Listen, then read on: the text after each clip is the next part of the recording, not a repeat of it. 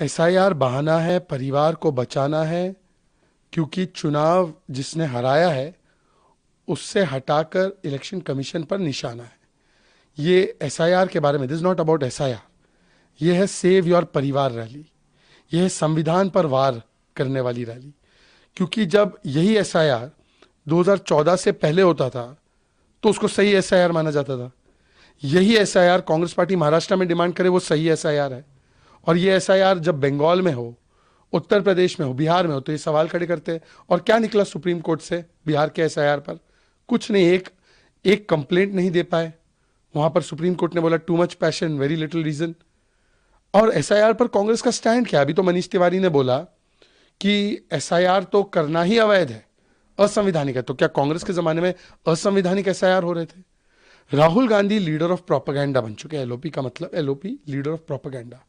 उन्होंने इम्यूनिटी को लेकर, सीसीटीवी को लेकर और नियुक्ति को लेकर जो प्रोपेगेंडा फैलाया था, उसको पार्लियामेंट में जब गृह मंत्री जी ने डिफ्यूज कर दिया इस बॉम्ब को, तो वो पार्लियामेंट से भाग गए, लीडर ऑफ पलायन बन गए।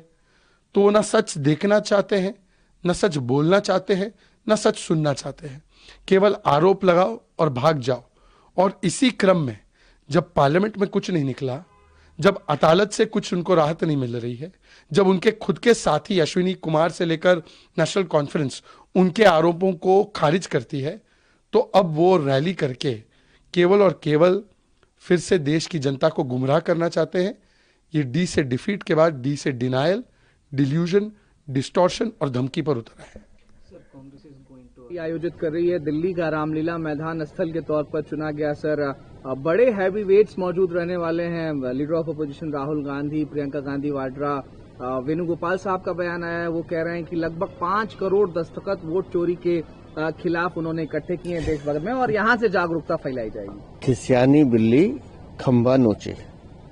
कल राहुल गांधी या कांग्रेस जो रैली करने वाली है, वो इस कहावत को चरितार्थ करती है।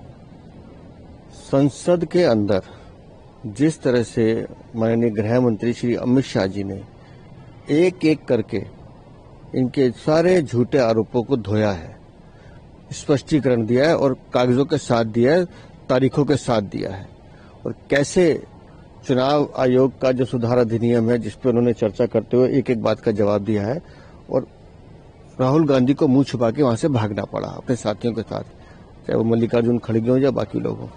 तो जो लोग संसद भवन में माननीय गृह मंत्री जी के सिर्फ जवाबों का सामना नहीं कर पाए, तो वो अब जनता के सामने किस मुंह से जा रहे हैं ये उनको खुद सोचना है। तो इनके पास कुछ है नहीं। और जैसा माननीय गृह मंत्री जी ने कहा कि कांग्रेस का नेतृत्व इतना तथ्यहीन नेतृत्व है जिसके पास कोई लॉजिक नहीं है। तो जब तक कांग्रेस ढोना चाहे इनको ढोती रहे। एक अंतिम सवाल, मैं उनको बधाई देता हूं, क्योंकि बहुत बड़ी जिम्मेदारी है। यूपी हमारा सबसे बड़ा प्रदेश भी है और पंकज जी का बहुत व्यापक अनुभव भी है। मुझे लगता है कि देश की वो सेवा कर ही रहे हैं, उसके साथ अब यूपी को भी उसका बहुत लाभ मिलने वाला है। मेरी तरफ से उनको बहुत बहुत शुभकामनाएं।